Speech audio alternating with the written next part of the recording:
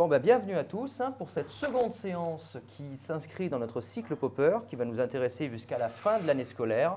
La fin de l'année scolaire, c'est-à-dire en gros jusqu'à juin, juillet. Après, on fera d'autres choses. Il y a pas mal de projets qui sont prévus, vous allez voir, aussi bien sur la chaîne YouTube que là dans ce genre de discussion. Mais jusqu'à juin, juillet, on va se voir uniquement sur Popper. Pas mal d'autres séances qui sont prévues. La dernière fois, on avait abordé en gros le premier tome de La Société ouverte et ses ennemis, un livre paru en 1945 de Karl Popper, qui en gros adressait une critique assez, vous vous rappelez, assez forte à Platon. On avait conclu que Platon, sous le regard de Popper, était devenu un dictateur finalement. Quasiment, oui, tout à fait. Là, on va traiter plus précisément deux autres livres de Popper, le tome 2 de La Société ouverte et ses ennemis, et un autre qui s'intitule Misère de l'historicisme. Alors l'exemplier ici est particulièrement intéressant puisque le livre ne paraît plus en français, il a complètement disparu, vous ne le trouverez que d'occasion.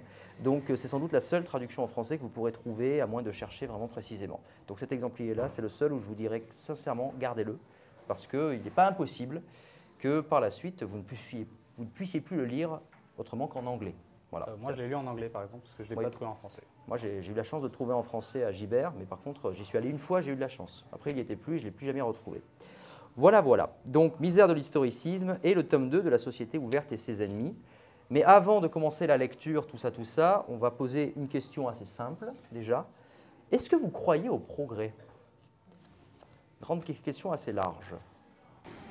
Je ne crois pas au progrès, mais je considère le progrès, je remarque le progrès et je me dis que le progrès est un phénomène de la réalité humaine, sociale, donc politique, qui s'intègre dans une dynamique assez existentielle et donc par conséquent naturelle, et innée et profondément essentielle et vitale. Dans ce sens, c'est plus pas vraiment de l'ordre de la croyance, mais de l'ordre de la certitude. Que le progrès est une certitude. Il y a du progrès. Oui, c'est une certitude. Après, de là à savoir comment le saisir, comment le reconnaître ou le voir, comment le juger, c'est une autre affaire. Mais sinon, le progrès, oui, en effet, quelque chose qui nous permet, malgré les déboires de nos politiques de vie ou même de civilisation, il y a toujours du progrès. S'il n'y avait pas de progrès, il n'y aurait pas forcément d'intérêt à continuer à vivre 100 ans plus tard, 200 ans plus tard, 300 ans plus tard. Il n'y a pas un homme ou une femme qui est venu dire écoutez, le progrès s'est arrêté il y a 10, 15, 20 ans, ça ne sert plus à rien, ne faites plus d'enfants, arrêtez de vivre, tuez-vous tous et c'est fini. Est-ce que vous pouvez donner un exemple de progrès? Une instance où on pourrait le voir? Parce que si c'est une évidence, c'est qu'on peut le voir. On peut donner, instancier le progrès. La paix. Donc il y a plus de paix, voilà. On est allé vers plus de paix. Par rapport à certaines époques de l'histoire, on est béni des dieux. Parce qu'aujourd'hui, on peut se permettre d'être violent sur le net, on peut se permettre d'être violent au travail, on peut se permettre d'être violent à la maison. Mais dès qu'on parle de la rue, dès qu'on parle mais si maintenant on commence à être violent à l'école, voilà. Mais en général, il n'y a pas de danger de mort imminente tous les jours qui nous guettent. Voilà, en général, ni même d'agression, ni même de vol. Si ça arrive, c'est vraiment parce que c'est une exception. On le voit dans nos téléphones. À Barcelone, une femme,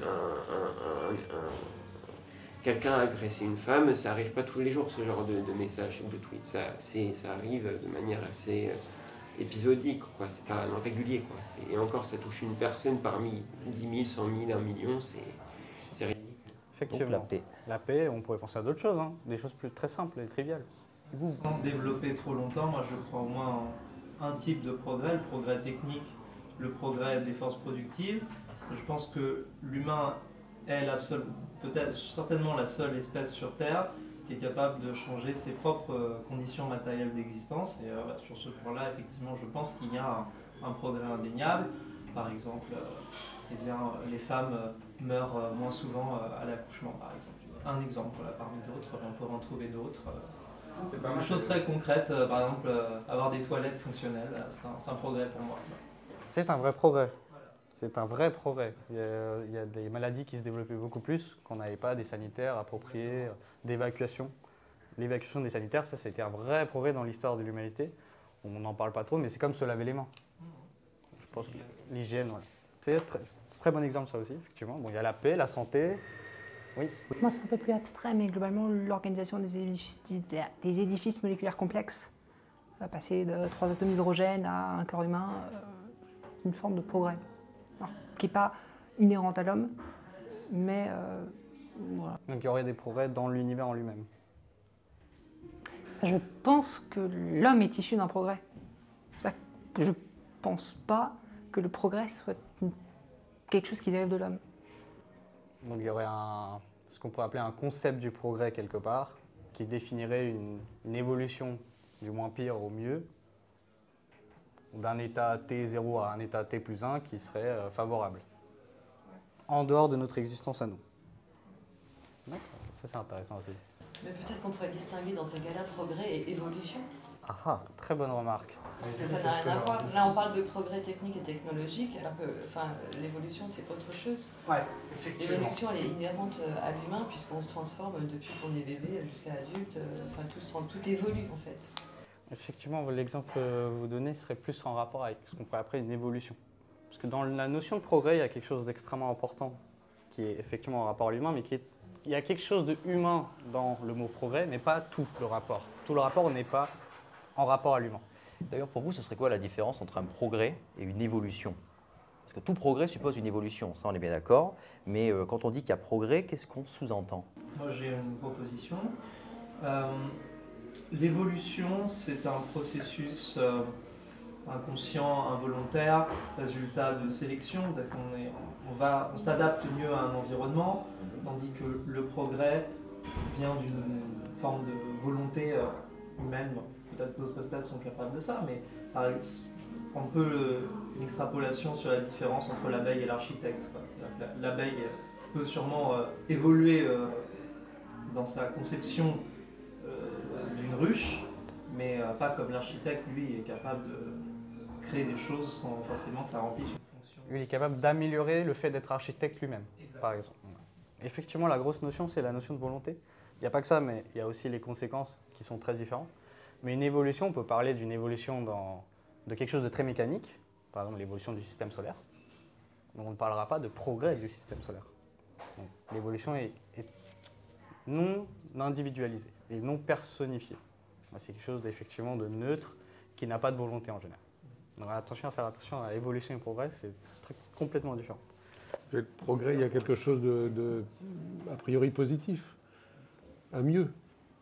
Extrêmement important, il y a quelque chose de mieux, mais du coup, comment vous définissez mieux? Ah ben, moi, je le définis. C'est vrai que c'est fondé sur des idées très subjectives, mais sont tellement acceptées. Par exemple, j'ai dit que c'était un progrès que les femmes meurent moins souvent à l'accouchement, mais je ne vois pas qui pourrait dire ça socialement, mais on imagine que quelqu'un pourrait très bien dire je n'estime pas que c'est un progrès parce que ça va augmenter la population et je pense que ça Tu pourras noter son prénom et son adresse quand même au cas où. Vous nous la donnerez. Ouais, non. Moi je suis pas d'accord avec ça, mais effectivement il y a quand même une appréciation subjective pas forcément évidente qui est il est mieux que les êtres humains soient vivants plutôt que morts. Voilà. Je vais donner un exemple. L'immigration est un progrès ou pas? L'immigration est un progrès ou pas? Je sais pas. Elle est souvent subie, donc les gens qui n'ont pas le choix pour survivre que de partir.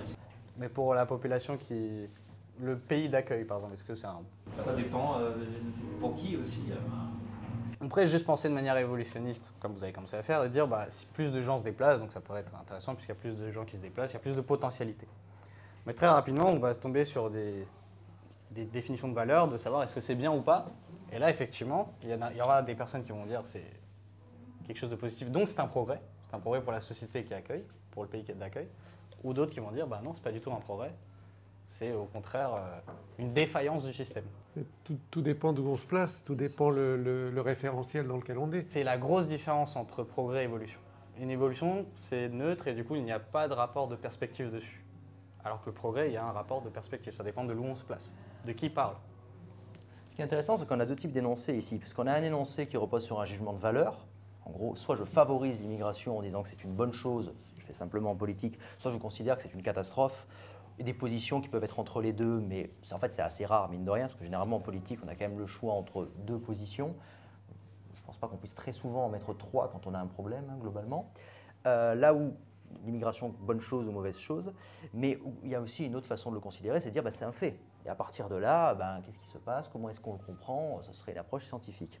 On voit que les deux sont totalement différents, mais que d'un autre côté, si là on commence à faire, si on avait fait un débat ici sur l'immigration, je pense que si j'étais arrivé et que je vous avais dit l'immigration c'est un fait, il y a toujours de l'immigration, il y en aura toujours, et puis voilà, je pense que vous seriez assez peu satisfait.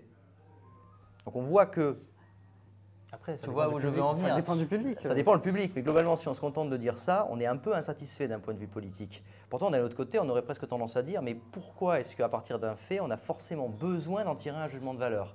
Ça, on voit qu'il y a un saut ici qui peut poser un gros problème, et ce sera l'un des sujets qu'on va aborder plus précisément avec les textes de Karl Popper. J'aimerais également vous poser une autre question, cette fois-ci pas sur l'immigration, rassurez-vous, hein, mais sur l'histoire. Est-ce que vous pensez que l'histoire va vers un progrès certain? Depuis le... Alors là, c'est une question large, hein. Une question très très large, mais vous n'êtes pas forcément obligé d'y répondre de manière, on va dire, subtile. Hein. Parce que globalement, notamment les philosophes ici, hein, il y a eu des réponses à cet égard globalement. Mais est-ce que vous y pensez en particulier? Est-ce que vous pensez que si c'est le cas, ça va continuer? Oui. Sans développer mon positionnement politique, est effectivement qu'il y a eu un progrès du règne de la nécessité vers le règne de la liberté. Donc on a une première réponse. On a une première réponse qui est effectivement très pertinente. Okay. Vous voulez dire? J'irai dans le même sens que Lorenzo, je pense que ça dépend de quoi on parle effectivement. Et ça me fait penser au premier texte qu'on m'avait fait étudier en cours d'historiographie d'un historien allemand, Leopold von Ranke. Je pense pas beaucoup de gens se souviennent, mais ce qu'il disait, c'est que ça dépend. Par exemple, pour lui, au niveau des arts et des lettres, c'était impossible de dépasser l'Antiquité. Donc il y avait eu un âge d'or, et rien ne serait pareil comme avant. Mais après, si on prend d'autres faits, comme la politique ou la technique, il peut y avoir une forme de progrès. Mais je pense que ça dépend qu'est-ce qu'on considère comme l'histoire. Étant donné que l'histoire, c'est simplement le récit des faits passés, quand on pourra discuter la définition, disons que ça c'est un premier élément de définition, je pense que ça dépend sur quel plan. Effectivement, il y a un progrès au niveau de la santé, mais c'est pas pour ça qu'il y a un progrès au niveau par exemple, de l'humanité, entre guillemets, un progrès de la civilité, et je pense que ce qu'on voit tous les jours dans les actualités nous le montre. Vous vouliez dire quelque chose? Moi, je répondrai simplement que donnez-moi la marque de votre paire de lunettes et je vous dirai si c'est pertinent ou pas, parce qu'en réalité, qu'est-ce que le progrès au travers de l'histoire, sinon ne serait-ce qu'une sorte d'impression, de ressenti, ou même de projection, d'interprétation qui relève de la subjectivité, quelle qu'elle soit éthique, philosophique, spirituelle, ou même primitive, peu importe. Quelqu'un, par exemple, moi tout à l'heure j'étais là dans un Uber, on discutait un peu de l'évolution du marché, et pour le Uber, ça allait dans le bon sens que les Uber pouvaient maintenant afficher taxi sur le toit de leur... Alors que moi j'ai failli ne pas le reconnaître et le louper. Donc d'après le chauffeur, il y a un progrès certain de mettre taxi pour les Uber. Et pour moi, ça m'a troublé, ça m'a dérangé, ça m'a même failli perdre ma course. Parce que je me disais, c'est pas lui, mais en fait c'était lui. Donc voilà, là c'est quelque chose d'assez simple, d'assez rudimentaire, mais si je devais développer à travers quelque chose d'intellectuel ou de scientifique ou d'artistique, ça serait beaucoup trop subjectif ou beaucoup trop affectif pour que ça puisse être une opinion séduisante, on va dire ça. Par rapport à votre première intervention et celle-là, il y a quand même une nuance, parce que la première, vous avez quand même énoncé qu'il y a moins d'agressions et ainsi de suite, donc vous avez donné quelque chose qui peut être quantifiable. Donc je pourrais quand même, du coup, là vous me dites que ça dépend de la vision et les lunettes, l'œil avec laquelle on regarde. Mais je pourrais vous dire... Il y a des domaines où l'objectivité a une valeur certaine et une pertinence sûre. Il y en a d'autres où l'objectivité est beaucoup plus critique, problématique, voire même difficile à accepter, en fait, en réalité. Et donc du coup, on peut se dire objectivement que la France déteste Macron. Mais objectivement, d'après les résultats financiers, économiques et du président, on dit que non, il n'y a pas de raison, puisqu'on fait mieux que l'Allemagne apparemment. Oui. Donc voilà, mais à part ça, il est détesté par toute la France, et je l'entends très souvent un peu partout. mais d'un point de vue économique et financier, ben, il a réussi. Donc voilà, vous voyez, est-ce que Macron c'est un vrai progressiste, et est-ce que Macron va dans le sens du progrès? Voilà, voilà, à travers un phénomène politique, une réalité politique, on peut se poser la question, maintes fois subjectif, et donc c'est pareil pour la philosophie. Après, ne prenez pas une période qui est très courte, puisque là, vous prenez seulement 10 ans. Nous, on a la question qu'on a posée sur est-ce que l'histoire a un progrès? Est-ce que l'histoire va quelque part? Et je pense que la réponse est si difficile et si complexe et si nuancée qu'on ne peut pas émettre une forme d'hypothèse ou même de thèse comme ça en 30 secondes. Mais si, c'est plutôt un sujet de dissertation, c'est-à-dire on revient ici demain avec nos feuilles, nos stylos et nos classeurs et on disserte tous et on compare nos dissertations, on en discute, mais sinon, oui, c'est un peu trop complexe. Et je ne suis pas d'accord avec vous parce que des partis politiques très sérieux ont émis l'hypothèse d'un sens de l'histoire, et à partir de lequel il y a eu des actions politiques et ainsi de suite. Typiquement les marxistes. Eux, ils ont une vision du progrès de l'histoire. Oui, mais c'est pareil que la religion, le marxisme, dans le sens où le marxisme a une dynamique si vive et si vive que ça me fait penser, moi je sais pas, moi, le catholicisme me fait penser au marxisme. C'est ma subjectivité, vous voyez, ça y est, on commence déjà enfin à être subjectif. Je vous l'avais dit que ça amènerait vers de la subjectivité. Donc voilà, et... Attention, c'est pas parce qu'on n'avait pas réussi à être objectif que du coup votre argument est valable en disant que ça sera subjectif. Soyez objectif et vous ne serez pas subjectif. Être objectif en permanence. Bon, on peut essayer. Après, c'est compliqué. C'est compliqué parce que même la question de la citoyenneté n'est pas tout à fait objective. La subjectivité dont vous parlez pour qualifier le progrès, petite question et après je viens à Lorenzo. C'est une subjectivité qui vient des valeurs ou des intérêts pour vous? C'est pas vous que je prends, mais je ne vous pose pas la question à vous, mais quelle réponse vous donneriez? La volonté, le besoin Question de volonté. Et de besoin. Une volonté et de besoin. Du coup, intérêt. Comment? Besoin, intérêt. Du coup, on pourrait dire, ouais, une question donc d'intérêt. Lorenzo, vous vouliez ajouter quelque chose? Oui, j'aurais voulu rajouter à ce que je disais que le progrès dans l'histoire n'est pas déjà nécessairement universel, puis il n'est pas nécessairement continu. C'est-à-dire qu'on peut avoir des périodes de recul, mais on peut aussi concevoir qu'on peut faire 2 pas en avant, 1 pas en arrière. Il peut y avoir des périodes de réaction, périodes en avancée sur différents domaines. Donc pas forcément une courbe ascendante infinie vers le progrès. Et petite question alors avec la crise écologique, vous pensez qu'on va plutôt vers un progrès ou qu'on va plutôt vers le contraire du progrès, c'est-à-dire, alors je sais pas moi, soit vers un déclin, soit carrément vers une décadence? Avec tout ce qu'on entend, etc. Qu'est-ce que c'est pour vous? Comment vous le sentez, je dirais ça comme ça, franchement? Moi, je suis plutôt angoissé par la situation, mais je dirais qu'il est encore un peu trop tôt pour répondre à cette question. Encore un peu trop tôt pour parler soit de déclin, soit de progrès. Un peu trop tard. Un peu trop tard, carrément. Ou trop tard, peut-être. Vous voyez quand même que dans une situation, quand on n'est pas en train de parler, vous voyez la différence, quand on est en train de parler du passé, on essaie d'être objectif, mais dès qu'on essaie de parler du futur, on a déjà beaucoup plus de mal à l'être, mais on est un peu plus, comment dire, vous avez dit que vous n'étiez pas certain, mais vous avez quand même dit que vous étiez angoissé. J'ai envie de dire, le problème est en partie... Si on prend conscience d'un problème, c'est déjà la première étape vers sa résolution. Donc, que de plus en plus de gens soient angoissés par cette situation me donne de manière contre-intuitive pas mal d'espoir en réalité. Allez-y. Benoît. Il y a un point qui me gêne beaucoup, c'est que quand on discute du progrès sans le préciser, on est dans la généralité et donc ça perd beaucoup de sa pertinence. Enfin, ce qui est quand même important, c'est à chaque fois il me semble, je crois que c'est toi qui évoquais ça, Sacha, qu'il y a la notion des faits et la notion du jugement ou de l'analyse ou de l'interprétation.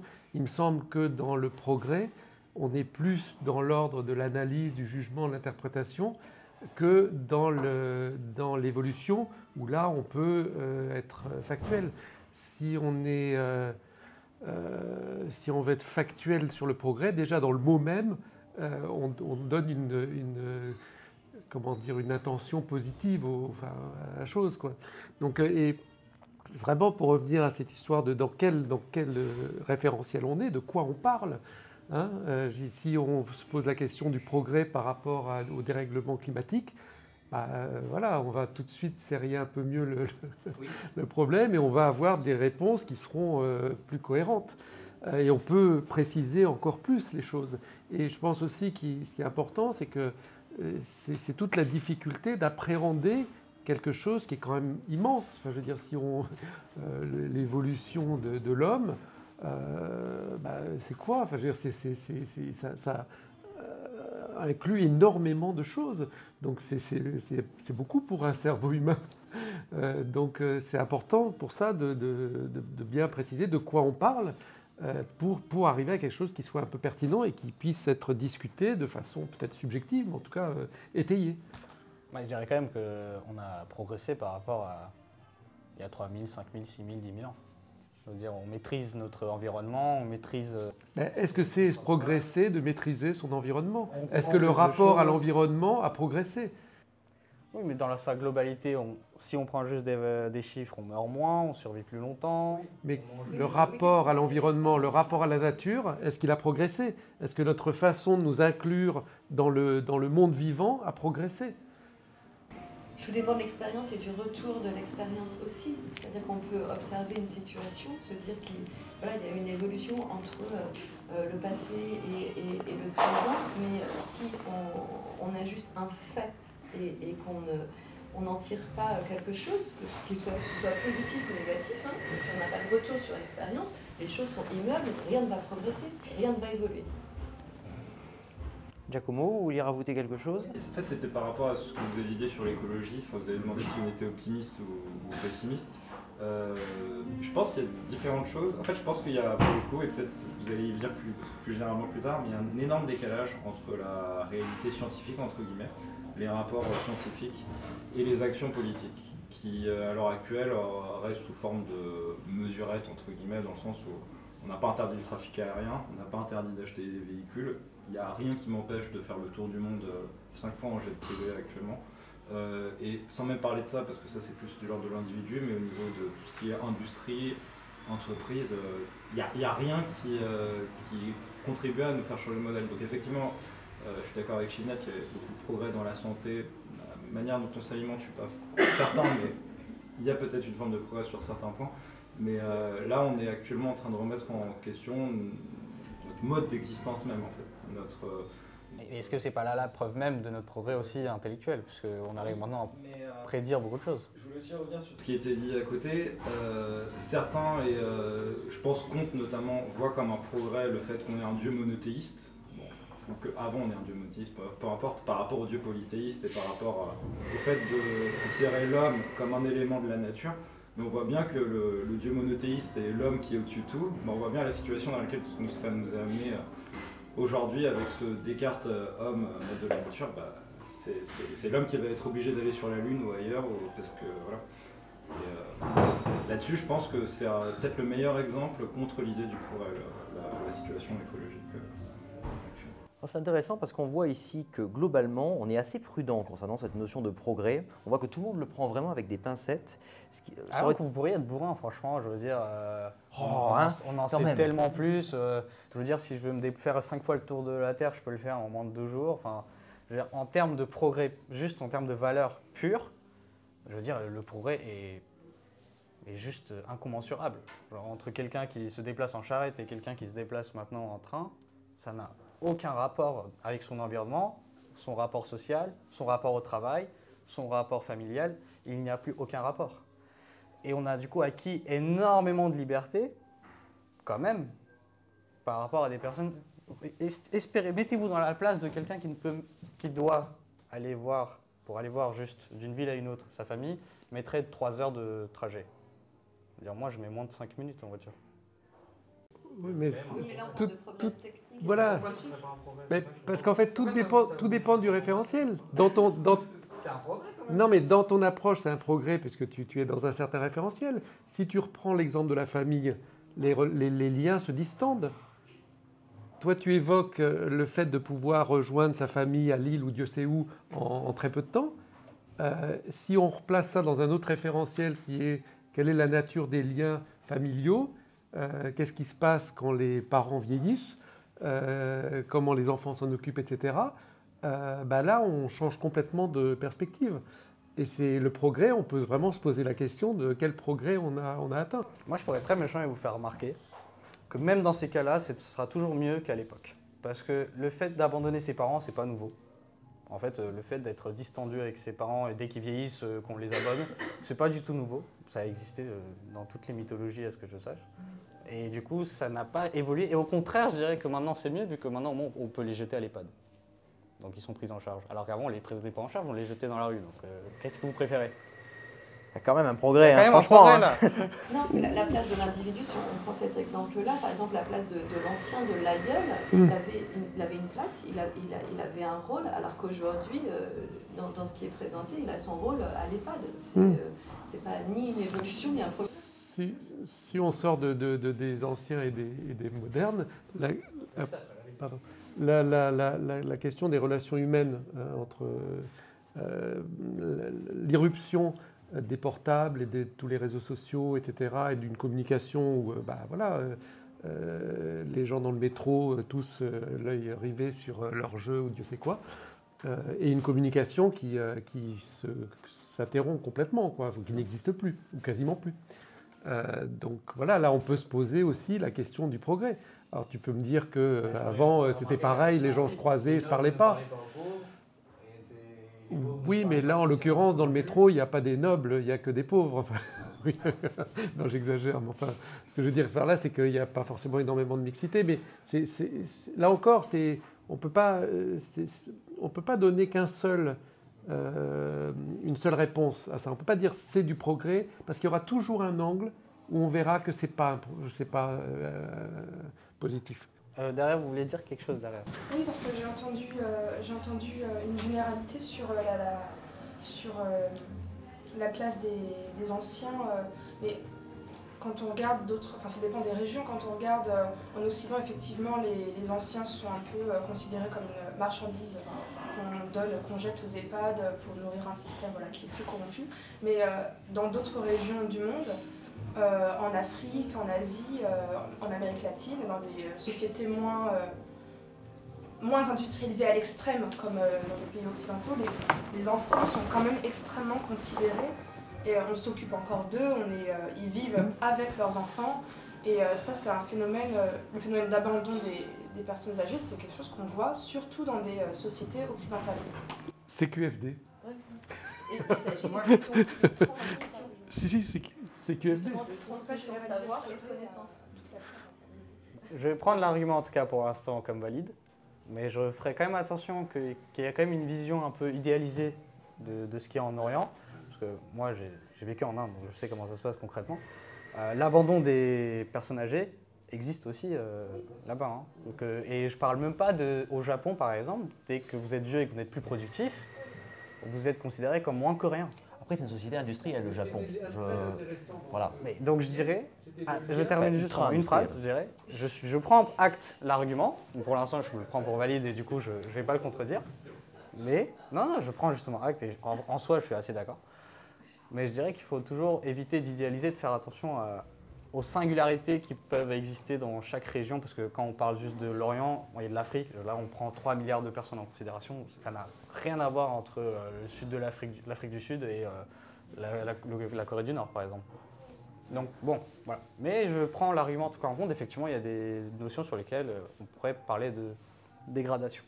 Mais maintenant ça pointe un problème plus fondamental, c'est cette question du progrès ou du sens de l'histoire sont tellement vagues qu'on peut toujours les regarder d'un autre point de vue, géographique, subjectif, de l'angle de vue, des lunettes. Oui, au final, on est dans un cercle où on ne se sort pas. Vous préférez vivre à l'époque maintenant ou il y a 200 ans? Je ne peux pas objectivement y répondre. Je vais vous donner un exemple. Vous avez une carie. Vous préférez aller chez le dentiste aujourd'hui ou il y a 200 ans? Je vais vous donner la méthode de traitement des caries de l'époque. Ne bougez pas. Ne bougez pas. On prend un marteau, on prend un clou, on le colle à votre dent, tac. Par rapport au progrès médical, Moi, ce qui m'étonne quand même, c'est que là, on parle de progrès et ainsi de suite, et personne ne dit que le progrès, c'est de faire la nique au capitalisme. Je ne comprends pas. Non, je plaisante, mais il y a... Très bien. Non, mais vous m'avez pas laissé la parole. le point qui est intéressant ici, c'est qu'on voit que globalement, à part sur le progrès technique, et encore, mais on a un marxiste dans la salle. C'est pour ça, la métaphore de l'abeille, oui, j'ai la ref. Mais globalement, la plupart des gens aujourd'hui, on est assez méfiants vis-à-vis du progrès. On ne va pas dire comme ça tout de suite que l'histoire nous mène nécessairement vers un progrès. Déjà en raison de l'écologie qui nous mène à être assez... à douter, mais on voit que même, ça c'est récent, mais même vis-à-vis de ce qu'il y avait avant, alors qu'il y a quand même quelques exemples du point de vue de la santé, on aurait beaucoup de facilité à dire qu'il y a un progrès, mais on voit que tout le monde est très méfiant à cet égard. Il faut bien comprendre qu'il y a 50 ans, on n'aurait pas du tout eu la même discussion. Il y a 50 ans, bon déjà, un groupe de gens dans un café, sans lumière, non je plaisante, mais sans fenêtre, etc. Un groupe de marxistes au cœur de Paris, et ainsi de suite, pas marxistes, etc. Mais on aurait sans doute eu une vision de l'histoire extrêmement précise et ça aurait commencé par ça, vraiment. Or, on voit ici que globalement, ces questions-là sont toujours abordées avec énormément de prudence. Eh bien, Popper, lui, il va s'adresser à ces philosophies-là de l'histoire, à ces conceptions-là de l'histoire, qui à cette époque étaient vraiment rivées de beaucoup de certitudes. On était absolument certain, en gros, que l'histoire allait nécessairement nous mener vers un progrès. Et d'ailleurs, un progrès, tout le monde savait très très bien ce que ça voulait dire. Alors, soit le progrès, bon, pour certains, c'était l'absence de métissage et la victoire de la race aryenne. Bon, à Paris, il n'y a pas trop eu ça quand même, il ne faut pas exagérer. Mais il y a eu ça aussi, c'est une certaine vision de l'histoire, hein. Ça a existé, ça existe encore en partie aujourd'hui quand même. Ou alors, carrément, la victoire du prolétariat sur la classe bourgeoise.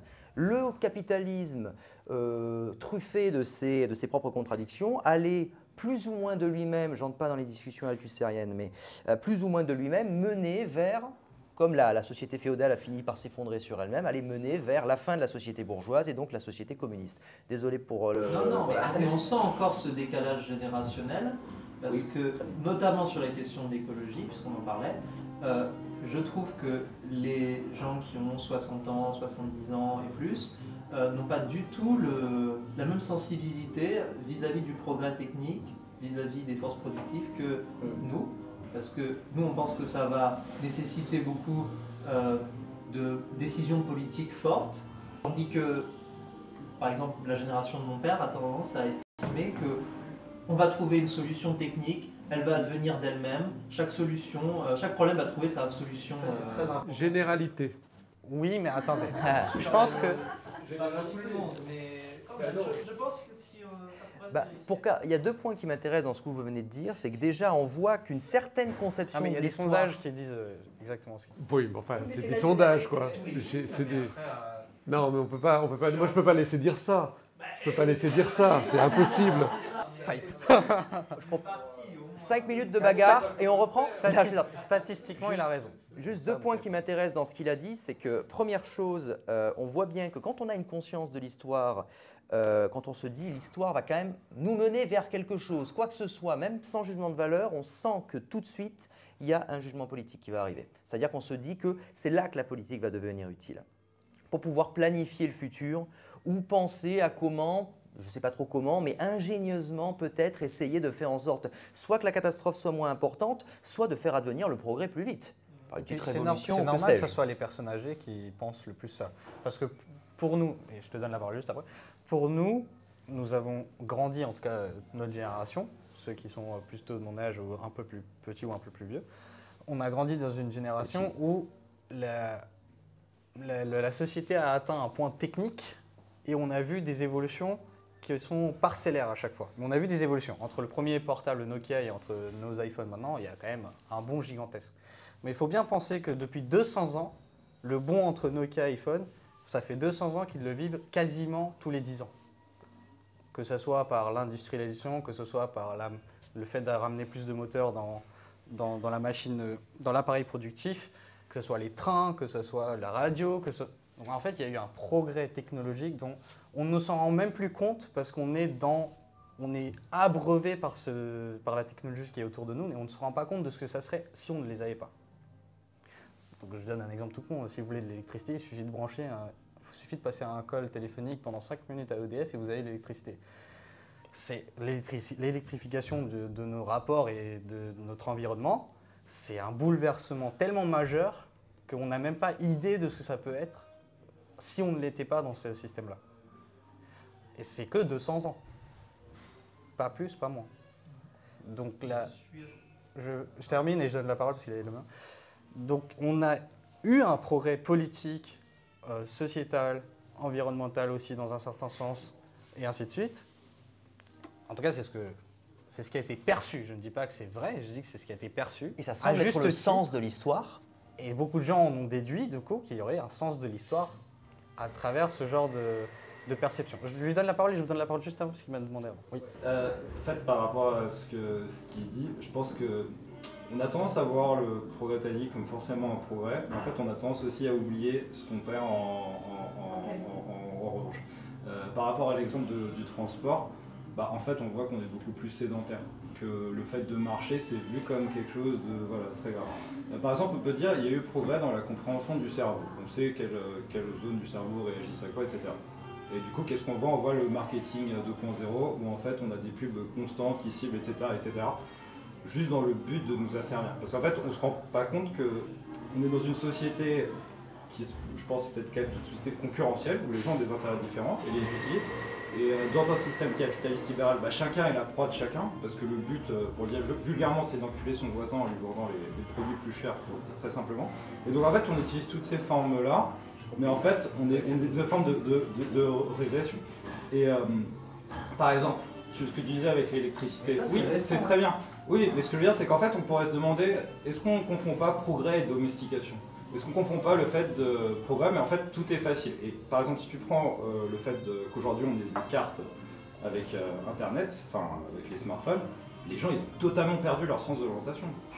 Tu leur enlèves la carte, ils savent plus se trouver, ils savent plus repérer des rues. Alors moi j'ai pas eu besoin de ça pour avoir zéro sens de l'orientation. Mais voilà, mais je dois le dire. Et je voulais juste terminer, effectivement c'est aussi des questions de représentation. Et si on regarde les réponses écologiques données par des gens de la génération de même Macron, qui n'est pas si éloigné de la mienne, en tout cas peut-être plus de certaines personnes ici, mais en fait ils pensent que tout va être réglé par une solution technique. Et que le technique va, effectivement là-dessus je pense qu'il y a un changement de paradigme. Il y aura peut-être, du coup, pas une progrès, mais une évolution de la notion de progrès. Absolument. Qui est peut-être... Absolument. Pour rebondir de dire, mais est-ce que vous pensez que le progrès technologique amène forcément au progrès social? Parce que quand on voit les méfaits des technologies, des réseaux sociaux sur les liens sociaux, je veux dire, on a des... Je prends un exemple, 18, alors 50%, je crois que je donne un chiffre approximatif, les 50% des 18-25 ans qui n'ont jamais fait l'amour aujourd'hui, en comparaison à mai 68, à cette période d'émancipation sexuelle, et voir aujourd'hui que les jeunes sont complètement à côté de la plaque en relation sentimentale, à cause, parce que c'est très lié aux réseaux sociaux quand même, à cause de ça, est-ce que vous pensez qu'on est dans un progrès social? Moi je suis extrêmement effrayée par les réseaux sociaux parce que ça détruit complètement, on a jamais eu autant d'isolement, de dépression nerveuse chez des individus extrêmement sains physiquement. Enfin je veux dire, c'est quand même... on n'est pas dans un progrès... dans un progrès social en tout cas. Ou alors je prends... Excellente question en tout cas, de savoir est-ce que le progrès technique amène le progrès social. Pendant longtemps, la réponse était oui, puisque pendant longtemps c'était vrai. Tout progrès technique amenait plus ou moins quelque part un progrès social. Et il n'y avait pas de détriment, 100% au détriment du progrès social. Quand on avait plus de connaissances, on avait une meilleure santé. Quand on avait plus de connaissances, on avait plus de gens qui essayaient d'avoir des actions politiques. Quand on avait plus de connaissances, on avait plus de scientifiques. C'est ainsi qu'en tout cas que l'humanité a commencé à évoluer pendant longtemps. Et du coup, pendant longtemps, on a cru ça. Et le mot progrès a disparu du langage et du discours pour cette raison-là, parce que le progrès technique devait amener à un progrès industriel, qui devait amener à un progrès social, qui devait amener à un progrès politique, et qui devrait amener à un progrès civilisationnel. C'était ça, là, le lien logique, il était là. Mai 14-18, en gros. Hein. Voilà. Mai 14-18, on sait que les civilisations sont mortelles et ainsi de suite. Et en gros...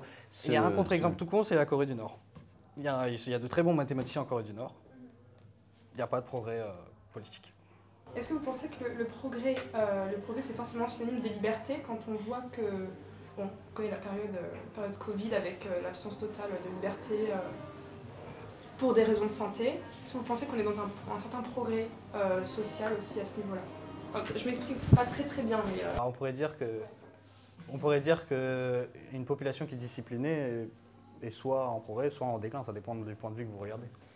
Si vous êtes du point de vue du gouvernement, vous allez dire qu'il y a une forme de progrès. Est-ce que la restriction des libertés, c'est un progrès? La question, elle est mal posée. Parce que ça veut dire quoi, restriction de liberté? Parce que là, je suis restreint, je ne peux pas me lever et vous trancher la gorge. De ne pas pouvoir sortir entre... Triste quand même, j'aimerais bien pouvoir... Je ferai un barrage de mon corps. J'aimerais bien pouvoir faire ça, vraiment. Je me sens pas libre là. Enfin, on prend aussi on pense à l'élevage de bronzes de masse. En tout cas, il y a des actions humaines qui contribuent à ce qu'on ait des pandémies. Donc, ce n'est pas quelque chose qu'on subit juste par hasard. Est-ce que c'est un progrès? En fait, ce que je veux dire, c'est qu'une restriction de liberté est nécessaire dans tous les cas. Puisque la liberté, par définition, elle va s'arrêter quelque part, donc automatiquement, il y a une restriction. La question, c'est comment vous la voyez, cette restriction? Puis pour répondre de manière perverse, on pourrait presque dire le fait qu'on ait réussi à le faire sans des massacres à grande échelle et avec une répression quand même limitée, prouve quand même qu'on est dans une société qui est assez non violente, mine de rien. Relativement pacifiée ou docile. Et voilà, ça dépend. Donc après, je ne sais pas si on peut dire progrès, mais je ne suis pas forcément certain qu'à 100 ans, ça aurait aussi bien fonctionné, ne serait-ce que parce qu'à 100 ans, tout le monde avait déjà eu une arme dans les mains, tout le monde savait s'en servir puisque conscription, etc. Et puis beaucoup de gens avaient déjà tué quelqu'un. De fait, en raison de 14-18 par exemple. Alors qu'aujourd'hui, moi, j'ai jamais tué personne, par exemple. Bon, donc j'aurais bien des difficultés à... Ça arrivera. Non, je plaisante, mais j'aurais bien des difficultés à me servir d'un fusil. Hein, les intellectuels, de toute façon, au combat, on sait très très bien que ça finit toujours de la même façon, c'est-à-dire qu'ils tiennent 2 jours. Dernier mot, Lorenzo, et après lecture. C'est vrai qu'il y a eu un consentement à l'autorité quand même dans le cas du quiz. Ça va nous intéresser ce mot. Ça m'avait plu d'ailleurs. Dans quel sens? Attention à ce que vous dites. Dans le sens qu'on n'avait pas eu besoin d'énormément de répression pour faire que les gens se comportent de la manière qui me paraissait, en tout cas à ce moment-là, rationnelle. Ouais. C'est un débat compliqué. Mais sur la question du progrès technique, il ne produit pas nécessairement plus de liberté, mais il en a la possibilité. Par exemple, les applications de rencontres pourraient être plus efficaces. Je pense que les algorithmes qu'on a à notre disposition pourraient faire en sorte qu'on rencontre immédiatement des gens qui nous plaisent, qui pourraient devenir nos amis. Mais l'impératif de Tinder, ce n'est pas d'abord de nous faire rencontrer des gens, mais c'est surtout de nous garder sur l'application pour nous exposer à de la publicité et récupérer nos infos. C'est ce que disait le camarade. Donc, mais je pense que Tinder n'est pas nécessairement un problème en soi, parce que d'ailleurs, sans une application de rencontre, je ne serais pas ici ce soir, parce que j'avais rencontré une personne, qui m'a permis de rencontrer d'autres personnes, et ainsi de suite, et en fait, je ne serais pas en train de partager ce moment avec vous sans ces applications-là. Merci Tinder. Merci Tinder, quelque part. Hein. C'est vrai que le bal du village est quand même plus limité de ce point de vue-là pour pouvoir faire des rencontres. Et oui, parce que bon... Oh non, c'était mon cousin. Oh. C'est pas grave. J'ai pu rencontrer des gens que je n'aurais jamais pu rencontrer dans mon cercle social habituel. J'estime que c'est un progrès juste pour ça. Effectivement. Sur ce que vous disiez, je viens sur le deuxième point, parce que vous parliez de la différence, si vous faisiez en gros une différence entre, pour dire les termes techniques, entre les boomers et les jeunes, je plaisante, mais il y a un terme qui m'intéresse aussi, c'est qu'en gros, l'opposition caricaturale que vous aviez esquissée, c'est en gros des boomers qui croient aux techniques, évidemment c'est une caricature, qui croient à la technique quoi qu'il arrive et qui vont se dire que de toute façon c'est pas grave, puisque un progrès technique ou une nouvelle technique nous permettra de résoudre en gros la question de la crise écologique. En gros, l'hydrogène pourrait nous sauver. Par exemple, en étant la nouvelle, ou la fusion nucléaire, ou un moyen comme ça. Ou alors, on a les doomers, je simplifie. Hein. Mais ça aussi, c'est une autre vision de l'histoire qui est de dire, c'est foutu, de toute façon, il n'y a plus rien à faire, on va dans 50 ans. On voit quand même que dans les deux cas, quelque part, même si les boomers, c'est assez particulier, hein, bien sûr, mais il y a une projection et qui amène à des politiques radicalement différentes, j'ai envie de dire. Alors les boomers, peut-être même que ça mène à une absence de politique, j'aurais presque tendance à dire, ou alors en tout cas, ça mène presque à des techniques soit survivalistes, soit en tout cas, ça peut mener vers un repli sur soi, c'est un peu le danger. Là où être un, je dirais boomer pour simplifier les choses, serait davantage rester dans un système absolument libéral et capitaliste, puisqu'il n'y a qu'un système libéral et capitaliste qui pourra trouver les solutions, parce que c'est le plus efficace. Ce qui est peut-être vrai même d'un point de vue marxiste. Le capitalisme est efficace. Après, c'est pas ça le problème. Pour produire, oui. Pour produire, il est extrêmement efficace. Et le but, c'est de produire de nouvelles techniques. Donc, restons dans le capitalisme. On va voir que dans ces deux cas, la vision de l'histoire, je ne sais pas ce que je défends, hein, je suis en train d'introduire mon texte, pas de panique. Il va exploser dans Il s'est levé. Non, je plaisante, je plaisante. Ah là, il bouillonne. Je retiens mes mots, mais alors avec une force inouïe. Le capitalisme. Allez-y. Produire, mais seulement à preuve du contraire. Parce qu'on peut aussi trouver des contradictions dans le développement des forces productives. C'est-à-dire qu'il y a des phénomènes de classe, des phénomènes socio-économiques qui empêchent le développement de certaines personnes. Par exemple, quelqu'un qui défend ça même très récemment, c'est sur tout ce qui est héritage. Les droitards aux États-Unis, maintenant, ils finissent par écrire des articles très précis en faisant remarquer que le fait qu'il y ait un héritage va au détriment de la production et de l'innovation. Donc ça va au détriment du capitalisme. Donc, voilà, donc le capitalisme produit lui-même finalement ce qui l'empêche de se produire de plus en plus. En fait, ça casse les forces innovantes. Ça casse les forces innovantes, donc il se produit moins. Voilà, en gros. Donc, mais en revanche, il est indéniable que d'un point de vue marxiste ou d'un point de vue libéral, le capitalisme est le système le plus productif de l'histoire de l'humanité. De l'histoire, vous avez raison de faire cette distinction-là qui est effectivement très pertinente. Eh bien, c'est justement ces rapports-là à l'histoire, un peu caricaturaux. On ne veut pas dire que c'est bien, c'est un fait. Il n'y a pas d'autre système dans lequel on a produit autant. C'est peut-être ça le problème. C'est peut-être ça le problème. C'est de produire autant qui est bien le problème. C'est fort possible. Mais en tout cas, dans ces deux versions-là, on voit qu'il y a un certain rapport à l'histoire qui détermine une politique quand même, ou dans tous les cas des choix politiques très importants, et d'une manière quand même qui est quasi... il y a une certaine certitude qui est posée. Je vous donnerai la parole après qu'on ait lu le texte. Je pense que ça éclairera de toute façon ce que vous allez dire. Je suis désolé. Juste, je lis le texte et là, on va voir qu'il y a plein de nouvelles choses qui vont apparaître à notre esprit. Page 5, c'est toujours important de dire la page. C'est à la fin, c'est le dernier paragraphe. Vous allez le trouver. Je le lis. Mais puisque je reconnais à chacun le droit d'interpréter l'histoire à sa manière, pourquoi le refuserais-je aux historicistes? Qui sont les historicistes? Ça va être un peu notre travail de définir ce que c'est. Mais en gros, je l'ai déjà fait, mais ça, vous ne pouviez pas le savoir. Je reproche aux historicistes quoi? C'est parce que leurs interprétations sont d'une nature bien particulière. Ils ne cherchent pas à diriger en quelque sorte un projecteur sur le passé, avec l'espoir que son reflet éclairera le présent, mais ils le tournent vers eux-mêmes et dès lors éblouis, les historicistes, ils voient mal ou ils ne voient pas ce qui les entoure. Plus explicitement, au lieu d'admettre que c'est nous qui choisissons et mettons en ordre les faits historiques, ils croient au contraire que l'histoire, par des lois qui lui sont inhérentes, détermine notre comportement, nos problèmes, notre avenir et même notre point de vue.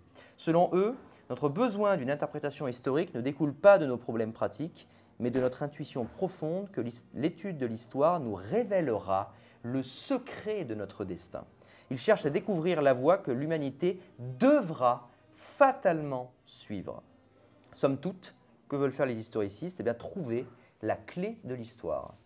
Pendant que vous réfléchissiez, je vous convie juste que la pensée qu'il y ait une histoire dans l'humanité existe dans la classe dirigeante. Quand Macron il parle des Amish en disant qu'on ne va pas retourner dans un état arriéré, il a un sens de l'histoire. Pour lui, l'histoire va vers le progrès, on n'ira pas de l'autre côté parce qu'il a des valeurs bien spécifiques placées. Le projecteur est placé sur quelque chose. Je n'ai pas dit que c'était bien, je dis juste qu'il a un sens de l'histoire. Donc c'est important de comprendre pourquoi c'est faux. Pourquoi il y a un problème dans le fait de vouloir chercher le sens de l'histoire. Parce qu'on pourrait très bien imaginer que par inférence, qu'on y trouve un sens de l'histoire et qu'il faille juste le suivre et on trouvera notre félicité, entre guillemets. On va trouver le meilleur état et ainsi de suite. Ça existe dans la pensée des gens qui nous dominent. Donc gardez-le bien en tête, que ce n'est pas juste pour pipoter qu'on vous raconte ça. Juste un point, dernière phrase que je vous lis, juste pour comme ça on est clair sur la position de Popper, on n'y passe pas 1000 ans. Mais cette clé existe-t-elle, que cherchent les historicistes? J'ai une très mauvaise diction. L'histoire a-t-elle un sens? À mon avis, elle n'en a pas. Point. Donc voilà, il n'y a pas de sens à l'histoire d'après Popper, ça c'est réglé. Bon alors, qu'est-ce qu'on reproche aux historicistes? Peut-être que ce que vous aviez à nous dire va éclairer tout ça, peut-être? Alors c'est très élémentaire et très rudimentaire ce que je vais dire. Mais très simple même, mais moi je considère récemment, j'ai travaillé là-dessus, je me suis dit mais en fait il y a plein de périodes historiques où il y avait de la vie, de l'existence, du travail, de l'argent, des femmes, des hommes, des enfants, des transports. À l'époque, c'était, je crois, les calèches ou les carrosses. Enfin, vous voyez. Et il y avait tout ce qui fait le sel de l'existence, de la réalité et du monde et de l'humanité, mais pour autant, j'ai l'intime conviction et le sentiment profond que un monde qui n'est pas régi par des biens, par des valeurs comme des concepts, ne peut vraiment exister. Et pour moi, la modernité comme la matière et les éléments des choses créées par l'homme au fil du temps constituent, selon moi, des raisons de vivre carrément. Et là, c'est subjectif, mais c'est travaillé. C'est subjectif. Et je pense que avoir le dernier iPhone, c'est une raison de vivre. Pas parce que c'est un téléphone, pas parce qu'il est utile, etc. Parce qu'il m'accompagne même dans son inutilité, comme dans son utilité. Et dans mes jours, dans mes nuits, et je ne pourrais... D'ailleurs, je vous fais une confidence, j'ai eu mon premier iPhone à 11 ans, donc l'iPhone 3G, donc j'ai quasiment vécu toute une vie avec un iPhone. Est-ce que je pourrais vivre une vie sans iPhone? Du coup, est-ce que ça serait le sens de l'histoire? Du coup, tout le monde doit avoir un iPhone? Je pense. Parfait. Mais du coup, c'est quoi le problème de ça? Qu'il faudrait avoir, du coup, tout le monde devrait avoir. D'après Popper. D'après Popper. L'histoire, ça veut dire il y a un déterminisme dans l'histoire. Et si ce déterminisme n'est pas explicité, si c'est mon intuition qui va décider quelle est cette clé finalement de l'histoire, qui se révèle à moi, si je suis objectif et si j'applique une méthode scientifique à l'histoire, finalement je vais plaquer mon propre sens du bien ou du progrès sur cette histoire. Et des gens comme Léopold von Ranke, dont vous parliez tout à l'heure, ils ont fait ça, ils ont prétendu aller aux sources même et avoir une démarche scientifique de l'histoire, mais finalement ils ont fini par plaquer leur propre conviction sur cette histoire. Ça, c'est le vrai problème des historicistes. C'est ce que Popper dit aussi. Popper fait remarquer exactement ce que vous venez de dire, qu'ils plaquent leur volonté sur les faits qui sont en cours et qui vont advenir. Oui. Moi, j'ai une question, pas vraiment de réponse. Chacun a une limite de réponse. Est-ce que la philosophie a une limite en soi? Est-ce que la philosophie est limitée ou doit être limitée en soi? Là, c'est pas le sujet, donc je vais vous répondre rapidement. Si, parce que quelque part, j'ai écouté madame, et à mon sens, donner trop d'intérêt, de passion ou de neurones à la philosophie, c'est un peu nourrir quelque chose qui n'est plus très philosophique. Voilà. C'est un peu ce que dirait Popper, je pense. Voilà, qui n'est plus très philosophique. Et donc pour préserver la philosophie, il faut la limiter et même l'encadrer, même la relativiser à certains égards. Alors, on remarquerait que là, on fait de la philosophie très limitée, on fait que de la philosophie politique. Oui, mais c'est très bien, c'est-à-dire que voilà. Voilà votre réponse. Là, ce que je veux dire, c'est qu'on ne va pas citer comment dire en français? On va pas citer un film, on va pas citer une musique, on va pas citer un tableau. Oui. Si, on pourrait. On pourrait, mais bon, ça serait un peu, voilà. C'est par rapport des mangas et des jeux vidéo, donc franchement... Oui, mais je trouve que voilà, cette tendance à, voilà, c'est intéressant, cette tendance à vouloir à tout prix être exhaustif, à vouloir être pluraliste, c'est pas quelque chose qui est très efficace de mon point de vue. Donc, on traitera de la méthode philosophique dans un autre... parce que là, votre question, c'est qu'est-ce qu'est la bonne méthode quelle est la bonne méthode philosophique? Il n'y a pas de la bonne méthode. Ça, alors, il y en a qui ont des théories là-dessus. Donc, vous pouvez pas me dire a priori que si vous savez déjà la réponse, ne posez pas la question. oui, Voilà. Donc, si vous posez la question, c'est que vous ne savez pas la réponse. Dire non, c'est déjà savoir quelque chose. peut-être. Non, si vous me dites non, si vous vous opposez en disant que ce n'est pas X, c'est que vous savez déjà ce qu'est X pour pouvoir dire que ce n'est pas X. Pas forcément. Bah, sinon, vous ne pouvez pas dire que ce n'est pas X. Voilà. Donc, J'avais raison. par rapport à...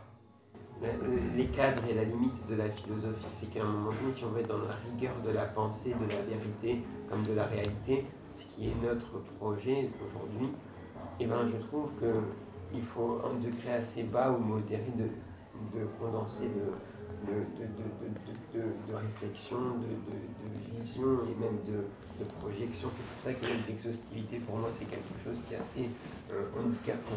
Bah, moi, je dirais que c'est l'inverse. Parce que si vous n'êtes pas exhaustif, c'est que vous parlez en fait en l'air sans rien jamais revenir à des choses concrètes. Or, s'il n'y a aucune instance de ce que vous racontez, c'est que en fait, ce que vous racontez est vide. Marion, vous vouliez dire quelque chose? Moi, je reviens sur le texte. Donc, peut-être parce que donc ce que reproche Popper aux historicistes, bon, il y a deux choses, enfin, d'erreurs de réflexion. Déjà, il y a le déterminisme, c'est-à-dire qu'il part du principe que l'histoire est déterministe, enfin, que l'univers est déterministe. En l'état actuel de nos connaissances, est plutôt probabiliste. Il y a un autre truc, c'est que avec l'histoire du projecteur, c'est que pour prédire le sens de l'histoire, comme on dit, l'humanité doit fatalement suivre la voie que l'humanité doit suivre. Ça veut dire qu'il y a un moment, il faut faire une régression, qu'elle soit linéaire, polynomiale, tout ce que vous voulez, on s'en fout. Mais pour faire une régression, ça présuppose que l'homme est un agent objectif d'un point de vue de la théorie des jeux. Et alors, je ne sais pas si c'est vrai, mais ce n'est pas trivial. Et je pense qu'il y a un peu de ça dans ce que dit Popper, c'est que pour prédire précisément le futur, il faut partir du principe qu'on peut faire une régression avec un degré de certitude restreint. Et là, pour le coup, je ne vois pas la... Popper, il répond très clairement, c'est pas possible. Ouais. Voilà, parce qu'il est probabiliste en gros, et pour lui, l'univers est fait, pour lui, les probabilités, c'est des propensions. Donc à partir de là, le réel est ouvert, si vous voulez. À partir de là, c'est pas possible, fin de l'histoire. Là, il est très très clair à cet égard pour ceci. Mais c'est tout à fait ça, en fait. Hein. Bon, on n'ira pas aussi loin aujourd'hui, mais en gros, dans Misère de l'historicisme, je ne crois pas que j'ai pris tous les passages où il parle de ça, mais vous en trouverez certains où effectivement, ça fait partie de son argument, en particulier en comparant... Je fais simple, hein, le système de l'histoire et ainsi de suite, au système solaire. Le système solaire est statique, donc à partir de là, vous pouvez très facilement faire des prédictions qui sont quasi certaines. L'histoire, il n'y a rien de statique, justement. Donc à partir de là, comme c'est dynamique, vous ne pouvez pas faire votre régression linéaire aussi simplement. Lorenzo? Moi, ce que m'inspire ce texte, c'est que c'est vraiment typiquement un texte de la guerre froide. Quoi. Oui. C'est-à-dire qu'on l'écrira sûrement différemment aujourd'hui. Ça précède un peu Fukuyama, mais ça a été écrit en 66, il me semble, donc La Société ouverte et ses ennemis. Non, il est sorti en 45. 45. Ouais, oui, il est sorti en 66, mais 45, première édition. Ça s'applique aussi parce que l'URSS vient de gagner la Seconde Guerre mondiale. Ouais. Les révolutions vont se succéder jusqu'en 73 à peu près. Et là, il développe l'idée d'une sorte de nihilisme historique qui va à l'encontre de ce qui se faisait de l'argument politique principal de l'URSS, qui est qu'ils sont la locomotive de l'histoire. Ce nihilisme historique, je trouve un peu... Parce qu'il dit la société ouverte, mais qui a été, je pense, le plus en position de mettre en pratique ce nihilisme historique, je pense que c'est le regretté Henry Kissinger, parce qu'il avait écrit une thèse de philosophie politique, ou un texte en tout cas, qui disait lui-même l'histoire n'a pas de sens. C'était une de ses propositions principales. Donc, quel est le produit de ça? Pas forcément toujours la société ouverte. Attention, le fait que l'histoire n'ait pas un sens ne veut pas dire qu'il n'ait pas une direction qu'on peut nous lui instituer ou influer. Donc il faut faire attention à ça. Donc le fait qu'il dise qu'il n'ait pas un sens peut vouloir déjà dire qu'il a une vision politique très précise de ce qu'il va faire. Dernière chose, certes c'est une attaque contre l'URSS, je ne sais pas si c'est une attaque valide contre le marxisme en général, parce que chez les marxistes on a une insulte pour certains de gens qui se réclament du marxisme, c'est d'être mécaniste. C'est-à-dire penser trop en déterminisme, penser trop en nécessité, pas être assez dialectique, on se prendrait beaucoup de temps de développer tout ça, mais il y a eu des mauvaises compréhensions de Marx. Est-ce que l'URSS a toujours fidèlement suivi les idées de Marx? J'en suis pas certain. Donc est-ce que, je ferai attention parce que c'est un texte contre Hegel et Marx en deuxième tome, est-ce qu'on a une lecture sincère de Marx ou est-ce que c'est juste Marx à travers le regard de quelqu'un qui sera en opposition, d'un adversaire politique. Oui, enfin d'un philosophe politique officiel de l'URSS. Je ferai juste un petit point. Dans l'historicisme, évidemment, il critique le matérialisme historique ou le matérialisme dialectique de Marx. On n'a pas fait un Popper versus Marx, justement parce que c'est assez difficile d'avoir l'interprétation, on va dire, de philosophie de l'histoire de Marx. Et ça nous prendrait trop de temps et ce ne serait pas juste. Voilà pourquoi on ne l'a pas fait. Vous avez tout à fait raison de ce point de vue-là. Le seul point, c'est que quand il parle d'historicisme, Popper, il met dans le même panier, et c'est pour ça que l'argument guerre froide est très intéressant, il met quasiment dans le même panier, sans dire que c'est la même chose, hein, mais quasiment dans le même panier, l'URSS, en gros, dirigé par le matérialisme dialectique, et le nazisme. Oui, dans la continuité de Arendt. Mais moi, et j'ai beaucoup de voilà. problèmes avec si on en parle, parce que je pense que c'est un mot que Popper doit manier, le concept de totalitarisme. Voilà. Moi, j'aimerais bien qu'on en parle, parce que de plus en plus d'historiens dont on dit qu'ils sont révisionnistes, ça n'a rien à voir avec le fait d'être négationniste, c'est la révision de la pensée de la guerre froide. Au regard des nouvelles sources qu'on a à notre disposition depuis la chute de l'URSS. Et le totalitarisme est, je trouve, un concept polémique assez mal défini et très étrange parce que, par exemple, Arendt disait du stalinisme et du nazisme que c'était tous les deux des totalitarismes, mais elle ne parlait pas beaucoup de Mussolini, de l'Italie fasciste, alors que Mussolini est le seul à avoir dit de son projet politique qu'il était totalitaire. Et aussi, contradiction, parce que je n'ai pas lu le texte, hein, mais je fais à peu près une idée de ce qui est question. Elle s'intéresse aux racines dans le premier tome du totalitarisme, et elle pointe, je pense assez justement, la colonisation, par exemple, comme l'impérialisme. Oui, le libéralisme a plus en commun avec le nazisme, d'une dégénérescence du libéralisme, parce que le projet nazi, c'était un projet de colonisation de l'Europe de l'Est à grande échelle. Voilà, on pourrait en parler longtemps, mais le concept de totalitarisme est de plus en plus discrédité. Je ne vais pas répondre parce que sinon ça passerait 4 heures et je donnerai la parole à madame. Mais on donnera quand même On donnera une réponse à ça, on va en parler, parce que le texte, parce qu'au fond c'est de ça qu'on parle. C'est totalitarisme, historicisme, quelle différence, etc. Vous vouliez dire quelque chose? Est-ce que se demander si l'histoire a un sens, c'est se demander si on a un destin commun? C'est proche, mais pas totalement, mais nous on va faire comme si c'était proche. On va faire comme si c'était équivalent. C'est-à-dire? Est-ce que l'histoire a un destin ou est-ce qu'il a un sens commun? Est-ce qu'il a un destin? En fait, un sens commun n'implique pas nécessairement la fatalité. Le destin implique une forme de fatalisme. Voilà l'historicisme, en gros, c'est pas un destin commun parce qu'il s'impose à nous. Si vous dites commun, ça veut dire qu'en gros, là, on se met en commun, on s'associe d'une manière ou d'une autre et on se dit, bon, comment on fait? Comment on fait pour régler la crise écologique? Qu'est-ce que vous avez à dire? Qu'est-ce que vous avez à proposer? Vous êtes bon en physique, vous êtes bon en ceci, vous êtes bon en cela. Et on met en commun, dans le cadre vraiment d'une association, ça, pour trouver une solution. C'est quoi que vous fassiez, on y va. Hein. On va se prendre la catastrophe écologique. Et voilà. ça tombe bien, c'est un destin. Ça tombe bien parce que moi je sais où on va, d'accord? Donc c'est moi qui dirige. Voilà. Donc commun, suivez-moi, parce que moi j'ai raison. Et si vous ne me suivez pas, d'ailleurs, vous nous ralentissez. Il y a des solutions pour ça. Non mais voilà, ce serait dans ce sens-là, je dirais, que Popper répondrait. En tout cas, pour répondre à ton intervention, qui était vraiment très belle intervention, parce que c'est la même question qu'on s'est posée en fait. Comment est-ce que notre question, nous on est assez précis, donc on s'est posé comment on définit la différence entre totalitarisme et dictateur. Et donc très rapidement, au bout de 5 minutes, on est arrivé, tous les deux, on s'est regardé.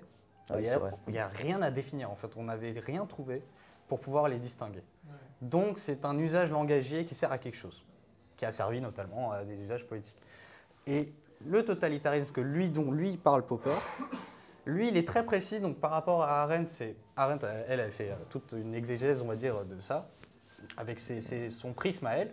Mais ce que fait Popper, lui, c'est juste d'estimer qu'il y a un tronc commun entre le marxisme, le nazisme et pourquoi pas les philosophes du progrès, qui est qu'ils ont une destinée en vue et qu'ils emmènent, en tout cas ils énoncent à la population, entre guillemets, à son auditoire, que la population va aller vers ça, il faut donc y aller. Et si elle va vers ça, elle doit aller vers ça et elle doit suivre. Comme un déterminisme qui se réaliserait. Mais c'est une prophétie autoréalisatrice. Donc si je suis marxiste, je veux dire, vous voyez, il y a la lutte des classes qui va nous amener nécessairement vers la révolte et la victoire du prolétariat. Oui. Okay, et tous les événements qui se passeront à l'encontre, on va toujours le mettre là-dedans. On va dire, oui, mais c'est parce qu'il faut accélérer, l'histoire s'accélère. Et les autres vont dire dans l'autre sens. Par exemple, ils vont dire, il y a une décadence de l'histoire. Les Ariens, c'est ça, par exemple. Platon, c'est aussi ça. Une décadence de l'histoire. Donc, il faut faire quoi? Il va falloir stabiliser l'histoire à partir de maintenant. Platon, c'est ça.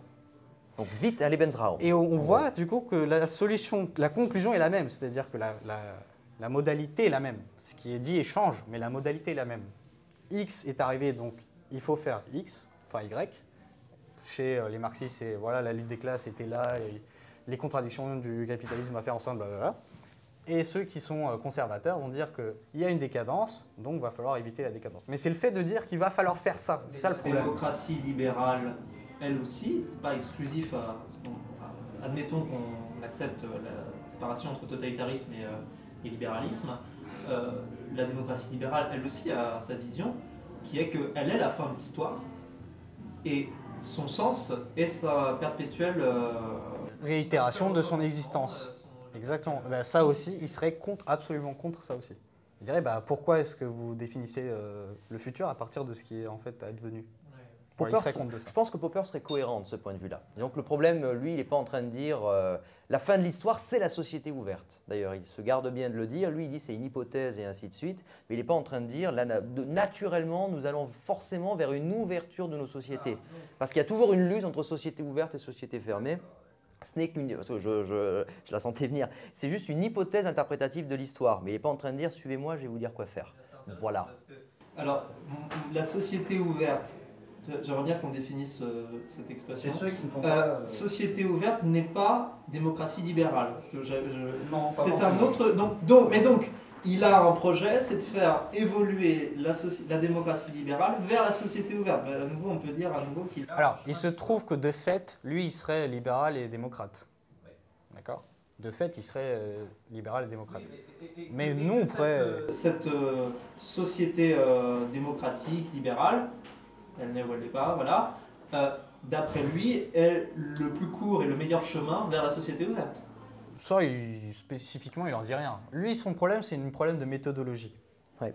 C'est pas un problème de... Faites ce que vous voulez, quelque part, concrètement, avec sa méthodologie. Ça, c'est pas son problème. Lui, il dit, voilà, la méthode, elle est là. Vous vous débrouillez avec maintenant. Lui, il en donne une. Lui, c'est ce qu'on appelle de l'ingénierie sociale. On va en parler. Normalement, ça, vous avez déjà entendu parler cette association de monde, ingénierie sociale. Pour nous, normalement, c'est négatif, ce terme. Cette association. Pour lui, ça ne l'était pas du tout. On est en 45. On est en 45.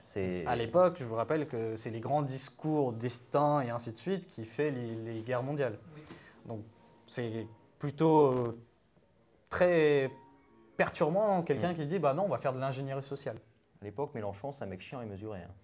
Oui, je vous rappelle que les marxistes, ils calculaient le taille de... Bon, bref. D'ailleurs, c'est pas un marxiste, il l'a dit. Non, je plaisante, mais pour ceux qui ont la ref. Est-ce que quelqu'un a autre chose à dire ou on lit un dernier texte et ensuite pause? Peut-être un petit peu hors sujet, mais peut-être ça te permettra de rebondir. Mais en fait, je me demandais, par rapport à ce que je lis, quel est le but de l'étude de l'histoire pour Popper, en ceci qu'effectivement, il a l'air de critiquer que l'histoire, enfin, une conception très volontariste de l'histoire, je cite... voilà, c'est nous qui choisissons et mettons en ordre les faits historiques, c'est quand même très volontaire. Mais juste parce que, enfin, j'ai eu la chance d'avoir fait un cours d'histographie et depuis les débuts de l'histoire, il y a quand même l'idée que l'étude historique apporte des réponses ou permet de comprendre, voilà, sans forcément... Le problème de Popper, ce n'est pas l'histoire en tant que discipline. Le problème de Popper, ce sont les philosophies de l'histoire, à la Hegel et les Marx, qui disent « Moi, j'étudie l'histoire et grâce aux faits historiques, je vais vous dire... » D'après le cours de l'histoire, un peu comme le cours d'un fleuve, je sais dans quelle direction il va, je sais la vitesse et ainsi de suite, je peux vous dire où il va aller en aval. Je sais où il va et donc suivez-moi. Ma politique va nous permettre d'aller vers le progrès ou vers pour sauver la race ou que sais-je. Je dirais même aux historicistes de faire de l'histoire, quoi, comme des vrais historiens. Voilà, interpréter et ne cassez pas les pieds avec votre... Cherchez vos sources, interprétez, faites vos histoires. Quoi. Je dirais même, c'est pour les historicistes, ils critiqueraient les historicistes justement en disant qu'ils n'ont aucune limite à leur philosophie. Ça rejoint ce que vous disiez. Là où les historiens, au contraire, ont une méthode suffisamment précise et plus humble justement pour qu'on puisse en gros s'y retrouver, savoir ce qui est valable et ce qui n'est pas valable.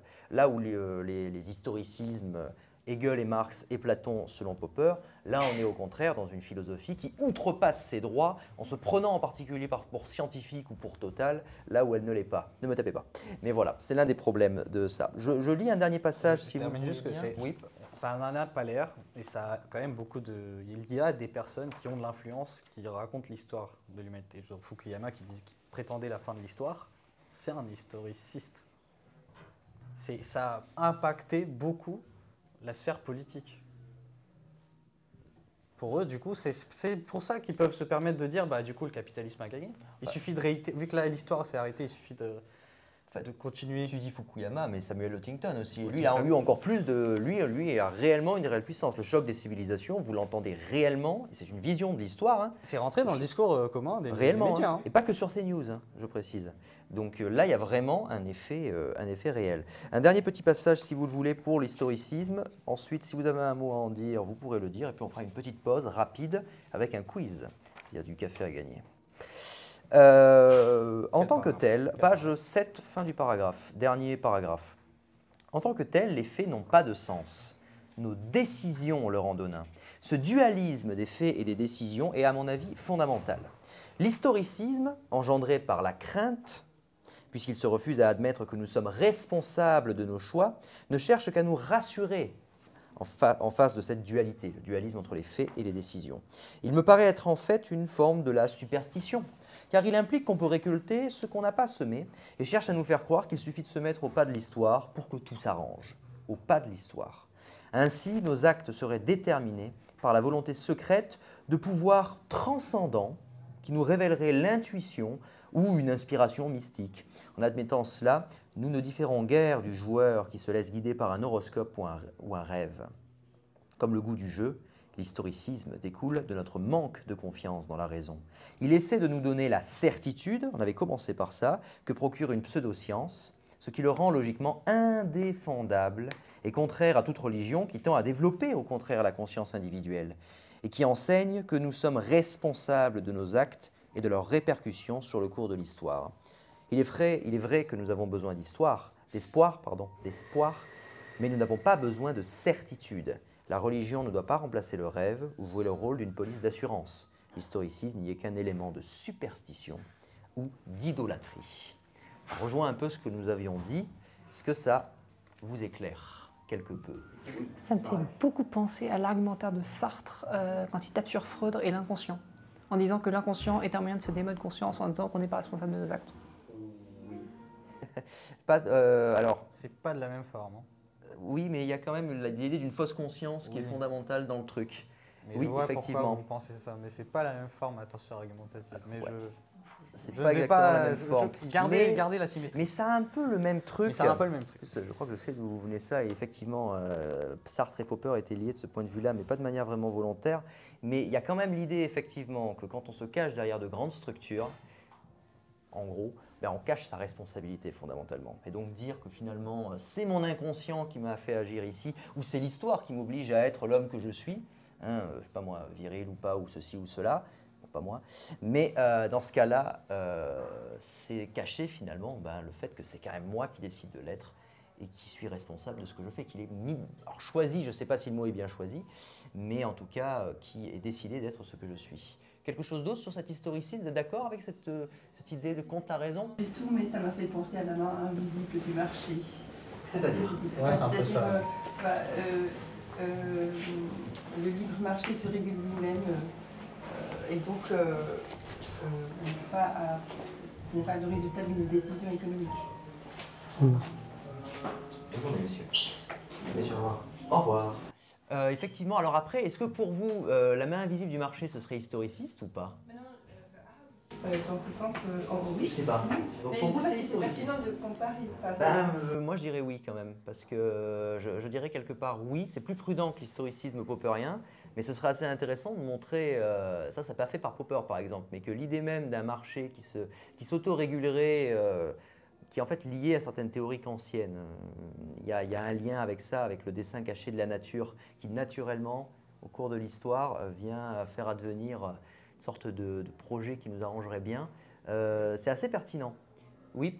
Oui, il y a un côté, tout ce qui peut mettre en danger le système, pour prendre un mot qui est maintenant un peu galvaudé, mais tout ce qui peut le mettre en danger est relégué.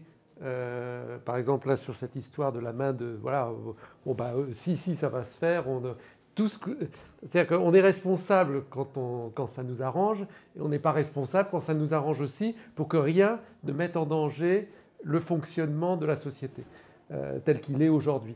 Et il me semble quand même intéressant, là où la philosophie doit ruer un peu dans les brancards, c'est justement de faire en sorte que les individus puissent penser en dehors de ce cadre-là, qui est complètement contraignant et qui est complètement aveuglant.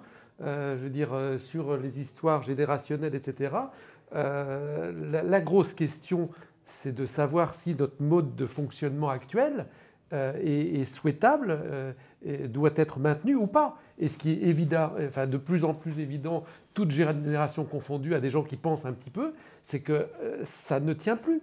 Ça ne tient plus. Donc l'histoire de la science qui vient régler des problèmes alors que tout craque de partout, enfin, je veux dire, les discours de Macron ou de Dieu sait qui, puisque lui, ce sont jamais que des marionnettes d'un capitalisme ventriloque, quoi. Enfin, je veux dire, sur son rapport à l'histoire, son machin, etc. Tout ça, ça n'est que de la justification a posteriori pour maintenir un système qui est en train de s'écrouler de toutes parts. Donc, il est urgent de penser, quel que soit l'âge qu'on a, à partir d'un constat qui est évident. Enfin, je veux dire, tout ce qui est mis en avant, c'est que des caches-sexes par rapport à un effondrement. Hein, enfin, j'exagère un peu, mais pas tant que ça. Ouais, mais ils ont des arguments historicistes, c'est ça le problème. Et ça convainc. Mais ce n'est pas des arguments, c'est des justifications, et surtout, tout ce qui est le plus dangereux, les réactions, c'est toujours pareil, c'est-à-dire que les réactions les plus violentes sont des réactions quand le danger de remise en question est le plus fort. Vous ne seriez pas un peu historiciste en disant cela? C'est vrai. Quelque part. Non, parce que ça aussi, enfin, je veux dire, l'historicisme sert aussi ces intérêts-là. Donc en fait, historicisme contre historicisme, arrêtons de mettre un cache-sexe en disant moi je ne suis pas historiciste, je n'ai pas de vision de l'histoire. Pour vous, ce serait, assumons qu'il y a des idéologies qui sont différentes et clashons les idéologies, quoi. Et assumons nos positions. C'est ça ou je n'avais rien compris? Je pense que tu n'as pas compris. Ouais, j'ai pas compris. Je pense que tu es allé trop loin. Allé un peu trop loin dans le truc. Non, moi comment dire, ce qui me parle, parce que dans une de votre question au départ sur l'épistémologie, peut-elle fondre une action politique? Ce qui fondait une action politique, pour moi, la question encore plus importante que ça, c'est qu'est-ce qui peut fonder une action politique? C'est bien ça qui nécessite une réflexion. Ça, on y répondra avec Popper justement un petit peu plus tard avec la méthode À la deuxième et ainsi partie. de suite. Dans la deuxième partie, Marion. Pour revenir à ce que dit Popper, et qui est un peu général avec globalement toutes les pseudosciences, c'est que l'impression c'est construire à l'envers, c'est-à-dire qu'on essaie de dérayer une fonction d'état en un point. C'est-à-dire qu'on prend un point, à partir de ce point, on essaye de déduire une théorie à partir de faits. Alors que normalement, on devrait faire dans l'autre sens. C'est-à-dire qu'on prend une succession de points dans le sens d'événements, on essaye de voir le lien entre eux, et on déduit une théorie, et on modifie la théorie jusqu'à ce que la théorie soit à peu près cohérente avec un intervalle de points. Il dira que c'est exactement ce que font les marxistes. Et que c'est ça le problème. Et les freudiens aussi. Et les freudiens aussi, jamais. Mais c'est ça le problème. Et c'est effectivement ça le problème. À partir d'une période, vous ne pouvez pas en induire. Parce qu'à tout moment, parce que c'est un raisonnement non monotone. Donc ça ne faut pas fonctionner. Lorenzo? Moi, ma réaction à chaud de juste cet extrait-là, au fond, c'est une bonne attaque contre Hegel. C'est vrai que, en tout cas, je suis profondément anti-marxiste de mon point de vue, de penser que la raison par elle-même se développe dans l'histoire, ou qu'il y aurait, et il utilise des mots précis, éléments de superstition ou d'idolâtrie, la religion, en fait. Et au fond, il y a une part de vrai dans l'attaque contre le marxisme, parce que pour avoir côtoyé par exemple certains groupes trotskistes, ils ont un cas, enfin pas tous, pas de généralité, mais par exemple quand on prend lutte ouvrière, c'est très présent chez eux.